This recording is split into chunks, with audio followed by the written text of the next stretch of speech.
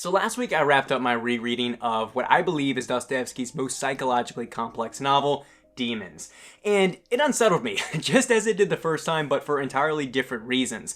And the thing that makes Demons so great is that beyond the underground conspiracy and the contentious liaisons and the slew of Russian diminutives lies a thorough examination of human psychology that remains ever relevant in today's increasingly nihilistic, apathetic world. In the novel, a Russian town is thrust into absolute mayhem by this revolutionary group. But beyond their dissemination of tracts and orchestrated protests, the true demonic forces are these pernicious ideologies that infect individuals and ignite and accelerate the erosion of societal order. In effect, the group makes the push, but the masses do all the rest. And as a result, institutions of order and long-standing values of honor, truth, fidelity are trampled by amoral nihilists and rampant promiscuity.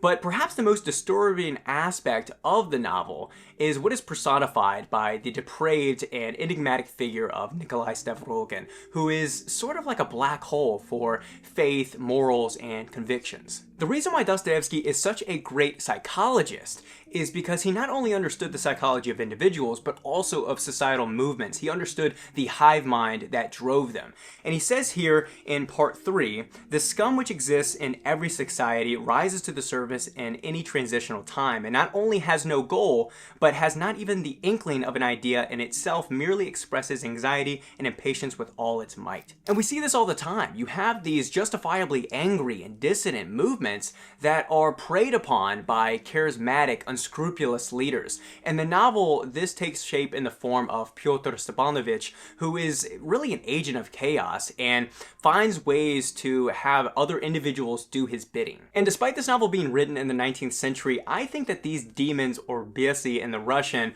are more alive today than ever, and especially with these younger generations that scoff at moral conventions and view them as outdated, hollow relics of the past. We have movements led by unscrupulous, bombastic leaders. We have intimate relationships degraded by hookup culture. And we have younger generations that see no promising future.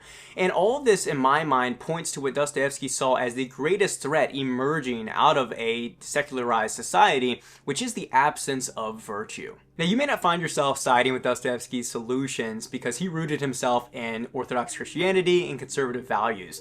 But even if you look at a secular thinker like Friedrich Nietzsche, he also saw this erosion of religious belief as presenting mankind with an existential crisis, one of both purpose and ethics. So for those of you that have read Demons, what parallels do you see in modern society? Let me know in the comments, and if you're looking for more about this exact topic, I wrote an essay over on my Substack.